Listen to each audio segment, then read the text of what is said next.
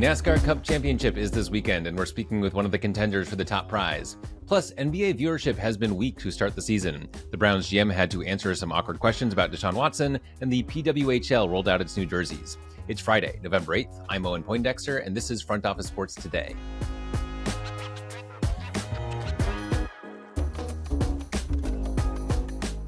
In today's episode, we're chatting with Joey Logano as he prepares to race for the NASCAR Cup Championship. Our reporter Colin Salao takes a look at the NBA's slow early season viewership. We also have stories from the NFL, college football, F1, and NWSL. Here are your top headlines. Breakdancer Raygun, who went viral for her routine in the Paris Olympics, is retiring from the sport due to a backlash from fans. The 37-year-old said on Australian radio that she was going to keep competing for sure, but that seems really difficult for me to do now to approach a battle. It's not the first time she has addressed the backlash over her routine, but Gunn hammered her point home, saying, "It's been really upsetting. I just didn't have any control over how people saw me or who I was." The Carolina Panthers inked young running back Chuba Hubbard to a 4-year extension worth $33 million. On the surface, it seems like a standard move, but digging deeper into the Panthers' running back history the past few years, you realize that Hubbard was recently considered third priority at running back, behind veteran Miles Sanders, whom the Panthers signed for $25 million and eventually benched for Hubbard, and Jonathan Brooks, who was out for the season with a torn ACL. Hubbard is also one of the few players who have any long-term security on the Carolina Panthers. As fantasy football analyst Davis Maddox sarcastically put it, normal process, find a new slant. The Formula One cursing debacle rages on. In the wake of recent fines levied against drivers for cursing during races and press conferences, the Formula One Drivers Association has responded saying that the penalties are not appropriate because, quote, our members are adults. The drivers ended their statement by saying they want to work together with all the stakeholders to improve the sport and that they are already playing their part. The NWSL eliminated its draft back in August, and we are starting to see the results play out. Thursday, the San Diego Wave announced they were signing Trinity Byers straight from the University of Texas, making her the first active NCAA athlete to sign with the team. While she is recovering from a torn ACL right now, she will report to the team this upcoming January to continue her rehab. A historic moment as the league looks to become more global. The speculation over Billy Napier's future with Florida can be put to rest, as the school announced on Thursday morning that Napier would not only finish out the season but be returning next year as the head man for the Gators. Scott Strickland, Florida's athletics director, said he feels confident that Napier would, quote, meet the challenges and opportunities ahead, and that he calls on all of Gator Nation to continue standing behind Billy. The NASCAR Cup Championship is on Sunday in Phoenix, and 4 drivers are competing for the top prize. I spoke to one of them, Joey Logano, about the big race, the changes NASCAR has been making as it tries to bring in new fan bases, and the penalties levied against other teams to manipulate the standings ahead of the championship. He had an interesting answer on that last one, and he couldn't help pointing out how the drivers that benefited most were not penalized. Here's our conversation.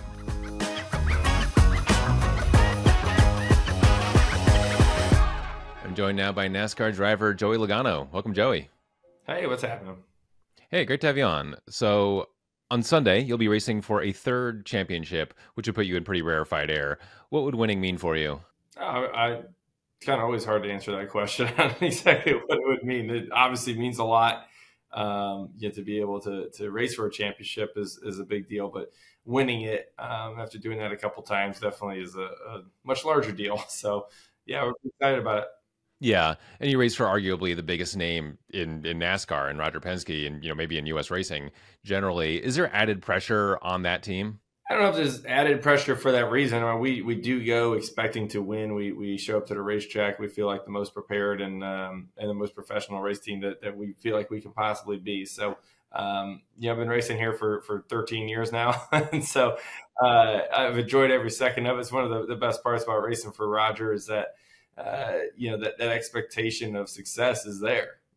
You're supposed to win. You better win. You won't be here long. So I do enjoy that piece of it because you want to surround yourself with winners as well. Yeah. And of course, Penske also, owns the Indy 500 and is very involved in that series. Do you interact at all with the other parts of the Penske world, or are you pretty focused on your side? We do some. I saw Newgarden yesterday, actually, at the SEMA show. So we do every now and again cross paths. Their race shop is in the same building as ours. The building's pretty big, so they're kind of like on the completely opposite end of it. But we do cross paths fairly frequently. Mm-hmm, gotcha. You were in the first season of the Netflix series NASCAR Full Speed. What was it like being on the show? Pretty cool. I mean, honestly, they just follow you around. You don't really do anything different, right? It's just kind of every now and again they schedule a day to, hey, we're going to follow you, or this weekend we're going to try to put a mic on you, and okay. It doesn't really change anything. It's they do a pretty good job at keeping it as reality TV without putting in all the BS that comes along with reality TV. So they do a good job with storytelling. And look forward to watching it this year. I thought last year's show was great. I think it's good for the sport as well. I think we've seen a lot of the games that, whether the F1 doc or the golfing one, they all seem to bring in new fans. And once you have a connection with whoever the athlete is, it definitely draws that attention back into wanting to watch the races themselves or the sport, whatever it may be. So a lot of good things come from it. Yeah, and I feel like, part of the reason that F1 doc was so successful is it made characters, and when you're watching the race, you just see the cars. Maybe you hear a little bit of their radio communication or something, but you're mostly just watching cars go around, and yeah, it creates a human drama. Do you think that side has been missing for NASCAR over the years, where if you're a big fan, maybe about these drivers and their teams and their lives, but most people they see the cars? Yeah, well, I think there's different kinds of fans. And you're asking someone that's in the middle of it, so I kind of know everybody, so it's kind of like hard for me to answer that. But I do think there's different kinds of fans, where there's some fans that don't care, right? They just want to watch the race. They want to watch the cars race and battle it out. And there's some fans that want to know the person. And there's some fans that just want to know the prep, right? How do you even get to this point? Or, how do you prepare for the race? Like, I'm that kind of fan for other sports. Like, I want to know like the nitty gritty of like how they prepare for a game or whatever it was, whatever battle they're heading into. I want to know those details, right? There's some fans that just want to know their families, right? Like, so it kind of hits on all that. NASCAR is also, the series is evolving. You've got more street races now. At least the one in Chicago is the one that comes most immediately to mind. Going to Mexico next year. What do you think about kind of how NASCAR is maybe changing with the times? Well, you have to, right? If you don't change with the times, you get left behind. It's just what it is, no matter what you're doing, whether you're an individual or a sport or team. You got to be willing to keep up with things, and you got to be willing to try new things, right? That doesn't mean all of them are going to work, but you got to be willing to swing the bat, try something. So I think NASCAR is doing that. When you look at the schedule next year going to Mexico City, it's definitely outside of what things we've done before, especially in the Cup Series. Is definitely breaking some barriers, and I think that's great. And just, one more next year question. They also have this in-season tournament kicking in. I guess kind of along the lines of the NBA. Do you feel like that's gonna, generate more excitement, make more races feel more meaningful? I think it's a great time for it. Because you have the beginning of the year, you have that excitement, and then through the summer months, there's cars that are trying to either get their way into the playoffs, but there's still time to get in. So it's not like do or die yet for a lot of teams. So it just ends up kind of being like teams are racking up points, but it's not like anything that's like back up against a wall feeling. And I think if you put that in race or in season, competition that's there with the way they have it laid out. I think it definitely adds something to the summer races for sure. And then once that's over, then you have the fight to get into the playoffs, and then obviously the playoffs themselves, that's just complete chaos. So I think it adds something to the summer races for sure. Yeah. And as someone who's been involved for more than a decade, do these feel like pretty big changes of compared to ones you've seen, at other times in your career, or is this just, the latest thing?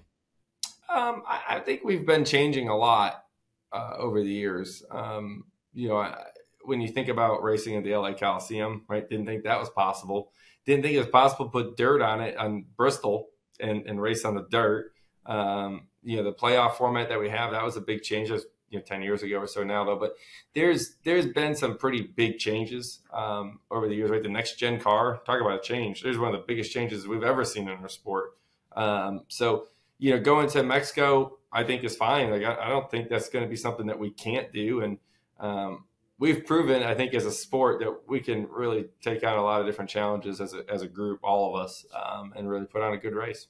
There's an interesting situation at the Martinsville race where Chevy and Toyota drivers slowed down to let other Chevy and Toyota drivers pass them to have a better shot at the Cup. What do you think about what happened and how it was handled? Well, obviously, I think what NASCAR did, they saw that there was issue with it. We can't be manipulating races, and they laid down some pretty good sized penalties, to some teams. So, going into this weekend in Phoenix with everything that's on the line, NASCAR was kind of pushed up against the wall to where they had to make a decision. They had to do something. Right? You don't do nothing, it's going to happen again this weekend in Phoenix. So, I'm glad they made a decision to do something. Hopefully, it's enough to keep it from happening again. The part that I found a little confusing was, obviously these teams know the deal, and and some are appealing the penalties. I'm wondering if there is any ambiguity either in the rules themselves or how they've been enforced in the past. Yeah, I mean, this is a really tough subject because there's probably some areas where teamwork is acceptable, and there's some areas where it's just not. And those lines have to be defined by how the rule is enforced. And I think what NASCAR saw in Martinsville, that lines were passed, and they needed to enforce that. Yeah, I guess that makes sense. It was peculiar to me that this would be coming up now. You'd think, either this is something that's like long established or it isn't. But yeah, do you feel like they're cracking down a little harder than they have in the past on this? I mean, last time they cracked down on this, it was pretty big, and you see them doing it again. So it's kind of interesting. I mean, just to see how it plays out, right? I mean, the cars that were involved with it had some pretty hefty penalties. The cars that were the beneficiaries got no penalty. I don't know. Like, is that so? Is that enough? I don't know. We'll see in the future if that's enough to impact this. But there's so much on the line these days that everybody's looking for an advantage of somehow putting their cars in the championship and racing for a championship. And obviously, it opens up a lot of doors for different thoughts and different things. And that's what we've seen. Yeah, it's interesting. Just thinking about. And I know you're very focused on the next few days, but are there any, changes or evolutions that you would like to see in NASCAR going forward? I mean, we talked a little bit about it, right? About the amount of changes and things we're doing. I think staying open-minded to those things is so important, not only as a competitor, but as a race fan, that we need to be open-minded about changing things and doing different things. Whether it's a fan, the drivers, the teams, NASCAR themselves have to be open to making changes too. So I think that's important. At the same time, we want to stay true to our roots, right? What makes NASCAR, right? Full contact, heavy, hard racing, right? Like that's what we are, as a grassroots racing. We don't want to lose that either, right? I mean, that is who we are, right? F1's a completely different thing than what NASCAR is. We don't need to be them. Right, by no means, but we want to stay true to who we are, but we also have to keep up with the times a little bit too. So I think we've done a good job at kind of walking that line. All right, Joey Logano, good luck on Sunday, and thank you for joining us on the show. All right, thank you very much. See ya. A medical test can reveal your body's biological age, which can show if you are aging prematurely. Better nutrition has been shown to reverse one's bio-age. My hope of living longer and healthier is why I take Field of Greens. Field of Greens is an organic superfood fruit and vegetable drink unlike any other. It's serious nutrition. Listen to this.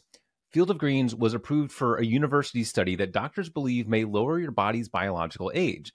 That generally means better health. Each fruit and vegetable in Field of Greens was selected by doctors to support vital body functions like heart, liver, kidneys, metabolism, and immune system. Only Field of Greens is backed by this better health promise. At your next physical or checkup, your doctor will notice your improved health or your money back. Join me in better health with 15% off and free shipping. Visit fieldofgreens.com and use promo code FOS. That's promo code FOS at fieldofgreens.com. Fieldofgreens.com. Cleveland Browns general manager Andrew Berry spoke to reporters on Wednesday and said as little as he could about Deshaun Watson. Asked what his future is with the team and if he'll remain a starter when he returns from injury, Berry said they will deal with that at a later moment when he's healthy. He later added that it's always possible that Watson returns as a starter. Asked if ownership insisted on the trade that brought Watson to the Browns, Berry said all of us were on board. On whether that was a good trade or not, Barry said he's not in reflection mode. Sometimes it is the job of the public-facing executive to answer questions without answering them, because the real answers are terrible. The reality is that the Browns bet most of this decade on a player accused of serial sexual assault who can't stay healthy and may be a backup when he is, and now carries a cap hit of $73 million for the next 2 seasons. If they cut him, he has a dead cap hit of $172 million next year and $99 million in 2026. All they can really do at this point is deal with the awkward press conferences, which they absolutely deserve, and just try to deflect blame for another 2 years. This team will be playing at a massive disadvantage until 2027, and they fully brought it on themselves. To a cheerier topic, the Professional Women's Hockey League unveiled their jerseys for their second season, which begins at the end of this month. We'd already seen the logos, but it's a different experience to see someone actually wearing them. And they look great. I still think the New York Sirens should have leaned toward the sirens of mythology that tempted Ulysses to jump into the sea, not the noise made by ambulances, but I think the league and its branding partners nailed it on 5 out of 6 teams. The jerseys for the Ottawa Charge and Minnesota Frost help cover for these somewhat generic-sounding team names. I have no real idea if the PWHL will succeed long-term.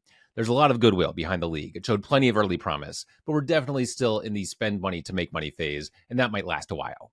All that said, the choices they're making now give me a lot of hope that this thing is going to reach exit velocity and take off. The NBA is looking toward a new media deal that will skyrocket its national revenue, but in the meantime, its primetime games have not delivered so far this season. I spoke to my colleague Colin Salao about what's happening, why that's happening, and how worried the NBA should be. That's coming up next.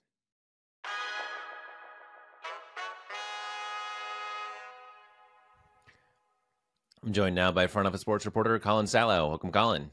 Hey, Owen. Always nice to be here. Hey, great to have you on. So you've been writing about the decline in viewership for the NBA to start the season. How bad is it? Yeah, I mean, I don't want to overreact because it's the first 2 weeks of the year and there's a lot of competition right now in sports, but it has, most of the games on prime time on ESPN and TNT have declined by double-digit figures, and you're comparing it to last year. So you're comparing it to, obviously, things that are properly comparable with. The difference is that for week 2, it was against the World Series, and last year's World Series was the least watched World Series of all time, while this year's was the most watched since 2017. So there is some competition with some of that, but to look at these numbers and to see, 51% down for last Wednesday's game, that's not a positive sign at all for the league, and there has to be, there's something to that, of course. Yeah, I mean, anytime you see a number that big, you can't just be like, well, it was the World Series. What do you chalk it up to other than, we had a very watched World Series? There are a lot of factors, right? Early season, a lot more competition. Some people will say that, the style of play in the NBA is changing and it's becoming kind of repetitive with the 3-point shooting. I've seen people online complain about the start times, those little factors where the NBA doesn't do a good job of starting on time or the timeouts are there. There's all those little things. But for me personally, I think you always got to look at the big picture. And I think it's the star power, right? I just wrote about this on Front Office Sports where it kind of feels like the biggest stars in the NBA or the biggest draws for the last 10 to 15 years, LeBron James, Steph Curry, and Kevin Durant, they're all aging, and none of their teams, at least before this season, were projected to win the championship. Now, the Suns and the Warriors have gotten off to great starts, but with less expectation on those teams, there's also kind of this whole who are we following this year? There's just less buzz, it feels like, for the NBA. And at the end of the day, star power rules, right? We saw how Steph, KD, and LeBron, banded together and had the most, and for Team USA this summer, and it was the most watched, championship game in Olympic history. Now, if you look at the World Series, the Major League Baseball had its least watched last year, like I said, with no star power in the World Series, to be quite honest. And then this year you see Shohei Ohtani and the Dodgers play Aaron Judge and the Yankees, and it's the most watched in 2017. Now, you can make the case as well that, hey, you have your 2 biggest teams. Why is it only since 2017 that it's the most watched series? But at the end of the day, you can't argue with the fact that stars are still driving these leagues. And right now, the NBA is kind of waiting for its next big star, whether it be Victor Wembanyama or Cooper Flag that's coming in. Because right now the best stars in the league, your Luka Doncic, your Nikola Jokic's, they're not really attracting as much fans as I think these past American stars have. Yeah, I think there's a split between the big NBA fans and the casual fans. Of course, the big fans they're going to be there one way or another, and like I think they love Luka. They love watching Jokic. They get excited to watch Embiid when he's on the court. Whereas, oh yeah, like your casual fan, like yeah, they know Steph, they know LeBron, they probably know Durant. Their teams. I mean, though, when the Warriors beat the Celtics on Wednesday, I had that moment of like, wait, are the Warriors good again? Like, is this like? Is this a title contender again? We'll see. Obviously, it's very early, but yeah, the Lakers look a little bit feeble. The Suns. I mean, like, yeah, we'll see how they go. But and same with the Warriors. But we didn't go into the season saying like, okay, like those are the three teams, or like they're going to be in the finals coming out of the West. You probably think OKC. Maybe the Mavs get back there. Minnesota. But yeah, I guess. Yeah, and those teams have big stars. Like the Thunder is a fun young team, but yeah, not household names yet, and not big markets. Right at the end of the day, who are your biggest markets? That's why the Knicks being good would be helpful for the league, but they're just not. You're just not sure right now. And yes, Boston is a big market, but at the same time, it's still they're not the biggest names as well. Like you could say what you want about Tatum and Brown, but they're not as charismatic as, again, like a LeBron. So it's just not as big names. And I think that plays a factor. And I mean, you could also point at, star player injuries like Embiid not playing. But at the same time, like I wrote in the story, it's Embiid, the Sixers weren't in prime time last week. You can't keep pointing at the stars not playing. I think overall there's an issue with stars. But I could also point at the fact that the regular season for the NBA is just being valued less and cared less by fans because there are so many games. And I believe that's why they're trying to push the in-season tournament, which they're calling the Emirates Cup, as such a big deal. And we'll see, especially because, I've talked to a lot of people who are like, I only start following the NBA in the Christmas time. And in-season tournament starts next week and runs until about mid-December. Let's see if that's going to be the solution, and if people are going to actually care about this tournament, because it's starting to feel like there's a devaluation of the regular season. I think that's something that we all know, but it's starting to feel like it's happening even quicker now. Yeah, and I do kind of wonder. It's only the second year, but part of me wonders if the in-season tournament's kind of going to start to feel like the All-Star game, where it's like, at first it's like this big deal, it's this ego contest, it's special, and then eventually it's just like, yeah, I don't know, like the fans maybe get excited about the new courts or something, but like it is a little gimmicky. I feel like there is a difference in the fact that players do want that $500,000 prize money, especially like the other lower players on the team who don't make as much money. But to your point, I think it at least in the first season, the execution wasn't perfect, right? Like the amount of people who understood the game, like you could watch Netflix's series, and I remember Anthony Edwards said something there about like he didn't even really understand what the format was until he just played. And so for players to not know that, and how all the more fans. So I think as time goes on, there's still a chance. I'm not giving up on it, and I think it's a good way for them to try something new. But they are putting a lot of their hopes in creating this new value to the season on this tournament. Not to be cynical here, because of course the NBA always cares about their viewership, but they're locked in on this massive deal, starting next year. So, in one sense, there could be like 50 people watching their games, and they'd still get their money. How much does it matter long term if this becomes a trend? I definitely think that the partners would have looked at these first few weeks and been like, oh, that's not great. But I think ultimately it's not that big of a deal in the grander scheme of things, because I think the NBA is more than just it's that regular season viewership. To be honest, I think it's the content that it provides, and I think it's going to be the playoffs. And I think a lot of I forget who, but a top exec at a media outlet said something to the extent of like, for the NBA, it's really mostly just, they look at it for the playoffs and the amount of content that they produce. And yes, the playoff viewership numbers may not be great, and that could be a problem. And maybe they're still overvaluing the league, but you're not going to find much consistent viewership, especially in the way that the media works and way media works now, like the NBA, that triggers not just your media rights on television, but also, social and all those other digital aspects. So I think for the most part, there should be a little concern long term, but I think that they're not looking at these first 2 weeks and panicking about, these double-digit declines. Very interesting stuff. We'll see how it goes. Colin Salao, thanks so much for joining us on the show.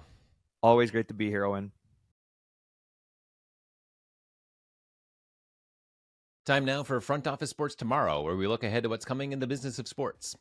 UConn and Louisville will be the first ever women's teams to play the Armed Forces Classic to open the 2025-26 college basketball season. The teams will face off in Ramstein Air Base in Germany. That was the site of the first Armed Forces Classic in 2012, which featured UConn's men's team against Michigan State. The base also hosted the game in 2017. The Classic has also taken place in South Korea, Puerto Rico, Japan, Hawaii, Texas, Alaska, and San Diego. All of the previous iterations involved men's teams. As interest in women's basketball grows, so does its international appeal. This week, USC played Ole Miss and UCLA played Louisville in Paris. That's it for today. Leave us a rating and review wherever you like to tune in, or tell a friend about the show. If you're on YouTube, throw us a like and subscribe. Thanks for listening. We'll see you tomorrow for our weekend edition.